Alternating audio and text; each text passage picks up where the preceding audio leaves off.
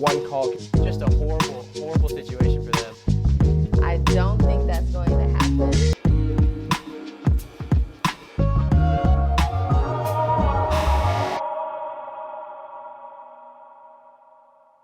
Hello and welcome back to another episode of TakeaSide presented by Sided Debates.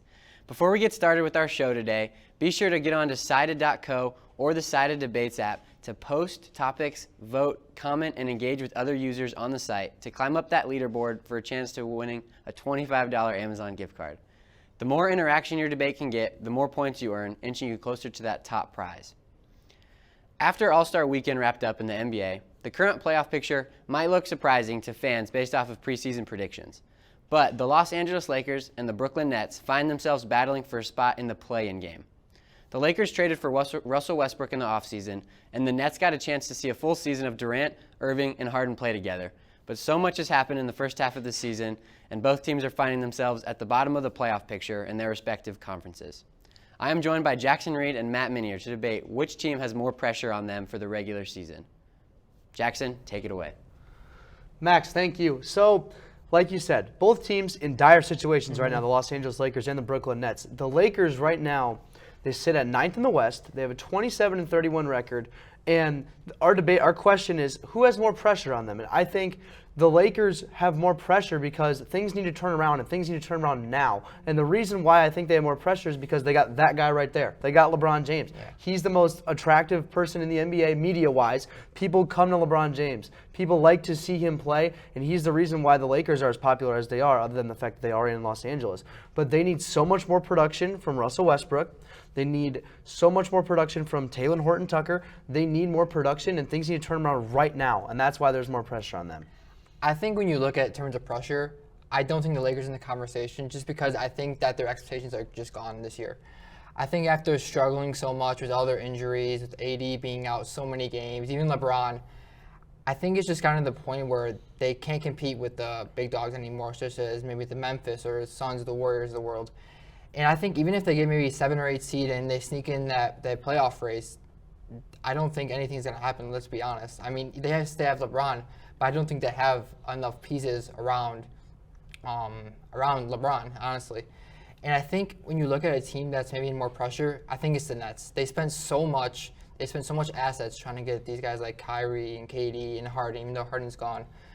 But I think they have the next few years, they need to win now. And I think that with KD having injuries lately and even Kyrie, I think this is their time to win. So I think ultimately they have more pressure. No, I think the Nets have less pressure, and here's why. Their stars are still performing. Kevin Durant's still giving you 30 a game. Kyrie, when he plays, is giving you 24 a game. And this team added a sharpshooter in Seth Curry, and they were in the driver's seat of that trade. They could get whatever asset from Philly they wanted because Philly wanted James Harden. They were in the driver's seat of that trade and were able to get everything that they wanted. They got draft picks. They got Seth Curry. And you know what? They got rid of James Harden, a guy who didn't really want to be there. And the crazy thing is they're only 7 games out of first place right now. And I understand that there's still 41 games in the season to be played. 7 games can be made up within a matter of 3 or 4 weeks, which is, in the grand scheme of things, not a lot. And with a team that has a talent like Brooklyn, they have Cam Thomas, who they picked up in a draft, who is a fantastic scorer. There's less pressure on the Brooklyn Nets because they have this roster and they have this team. And also, they're only 7 games out of first place. And even when you look at the grand scheme of things, they're sitting 7 out of first place, and they're sitting 5 games out of third place. So, I mean, the margin for error in the East is not very wide because all the teams are so tightly packed in together, where it's like the Lakers, they're farther back. Well, I think that I disagree with you on that point. I think that, at the beginning of the season, the Nets had one of the best odds to win the championship. Even with Harden gone, I think they're one of the best teams to win. But I think that so many people are expecting so much out of them this year. They have so much pressure on them. I think the Lakers, they don't have enough, I think. And with guys like KD and Kyrie, I think that they need to win this year. I don't necessarily disagree with you, but I think the pressure and our question is who has more pressure. I think the more pressure is on the Lakers because they have all the big names. And, Russell Westbrook, a guy who's played 57 games this year, has averaged 18 and 3, 7 rebounds, and 7 assists. That doesn't look like a terrible stat line, but this is Russell Westbrook. This is a guy who's averaged a triple-double 2 years in a row, way back in 2016, 17. But still, this is a Russell Westbrook that we need more out of if you're a Lakers fan. And this is a guy like Malik Monk who we need more out of. Carmelo Anthony, who's had a decent season so far, but they need more out of him. I think the Lakers, there's a lot left to be desired in the season, and that's why they have so much more pressure on them. I think that if the front office maybe had faith in this team, I think they would have made a deal at the deadline. They were silent at the trade deadline. No moves were made. So I think that you would think that if they were trying to contend for a spot with all the LeBron and AD, you would think that they would try to bolster their roster even with all these injuries. But I don't think they didn't do that. I think the front office is just given up on them. I don't know about giving up, but it's more of a fact that I just don't think they have the cap space to do anything. So you kind of got to work with what you got and work with your inner system and work with in-house and, just kind of plug and see what works. Austin Reeves has had great minutes off the bench this year. Wayne Ellington's had a great year shooting the ball. Kent Bazemore's had a great year shooting the ball. So we'll see how things change. And also, obviously, be sure to vote on Sided.co. Help settle this debate. We'll send this to break, and we'll be right back.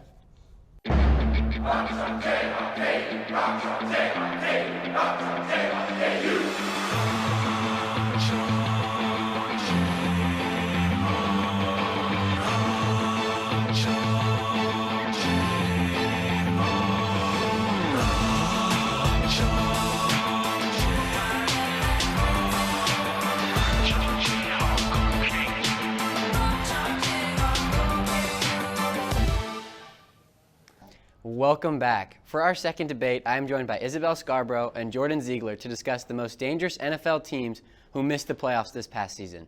There are many talented teams with high expectations who underperformed this year.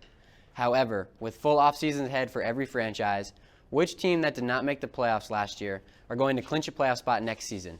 Isabel, what are your thoughts? Out of every single team that didn't make the playoffs, I have to go with the Chargers. They have potential to get there, and it's not like the last season they were bad. They weren't a very bad team. They almost made it. They were super close. It came down to a loss in overtime at the very last game. So it's not like they're a sucky team, and I truly think that with this season they can go all the way. The Chargers aren't bad, don't get me wrong, but they're not playoff bound next year. But who is playoff bound? The Cleveland Browns. Baker Mayfield had a torn labrum on his non-throwing shoulder, I'll give you that, but it clearly messed up his mechanics for the entirety of the year and decreased his stats. I mean, we're talking about a guy that won Offensive Rookie of the Year in 2018, and then just last year threw for 26 touchdowns and led the Browns to the playoffs. This is a Browns team that rushes for 145 yards a game, and with a healthy Baker Mayfield, will have one of the best offenses in the league, which will help them go to the playoffs next year. I mean, if we want to talk about quarterbacks, we can talk about Justin Herbert, who on the Chargers is nasty. And of course, with the preseason MVP, he's already in the range. People are already looking at Justin Herbert. For his last year, have over 5,000 passing yards. He had almost 40 touchdowns with only 15 interceptions. So his things overall, they're looking good. And you have him behind the offensive line. Of course, they have a little work they can do. But still, Justin Herbert can throw, and you need a good quarterback. And with a good quarterback, you can easily make it to the playoffs. I agree. Justin Herbert is a great quarterback. Not just good, great quarterback. The rest of the Chargers team is not great. They're bad. They have one of the worst defenses in the league, one of the worst rushing defenses in the entire league, and terrible head coaching. The Chargers would have been in the playoffs this year if it wasn't for one of the stupidest timeout calls I've ever seen in my life, which gave the Raiders a chance to think of a run play against the worst rush defense in the league, which got the Raiders into field goal range and sealed the Chargers' fate. On the other hand, the Browns have great coaching and a top 5 defense in the league last year. Pair that with not even a bad offense, but a mediocre offense when Baker Mayfield comes back fully healthy. The Browns are not only likely to make the playoffs, but they're likely to win the AFC North, in my opinion. See, winning the AFC North is a little bit. First, okay, I think the Chargers can go to the playoffs. Of course, their defense and their offense is a little but look, they have an entire offseason to do different things. Usually coaching and all that, they happen at the very beginning. But it's not to say that they're not going to get rid of some people and gain more people. You do have Joey Bosa on the defense, which him alone, he is a good player. And of course, you need other people to kind of make the thing. But he alone on the defense, I think, can help them also get to the playoffs. I agree. Here's the thing. The Browns are maybe losing Jadeveon Clowney in free agency, except they have $25 million in cap space to work with without even having cut anybody yet. We're not even talking about the preseason. The Browns don't have cap trouble. They're not losing guys in free agency. Everybody's coming back, and Baker Mayfield's going to be healthy. We're talking about one of the best teams in the league, whereas the Chargers have about a bazillion question marks besides Justin Herbert, who, by the way, is still a young quarterback. There could be regression with Justin Herbert.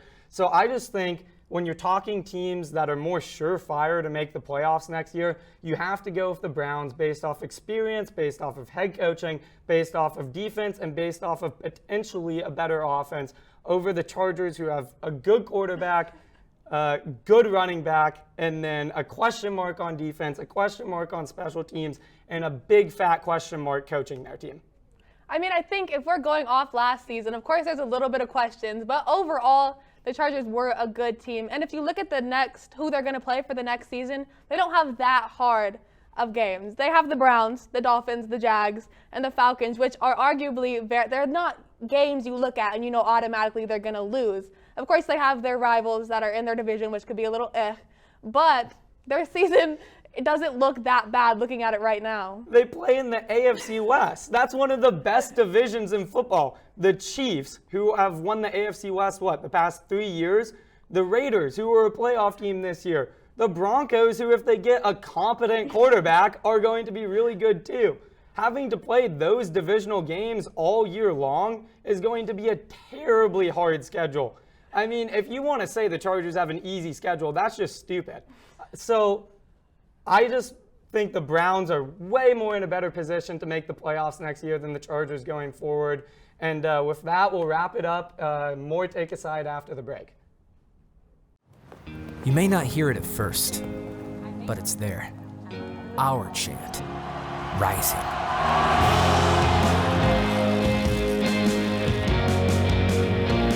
On this summit, callings converge, voices unify into a chorus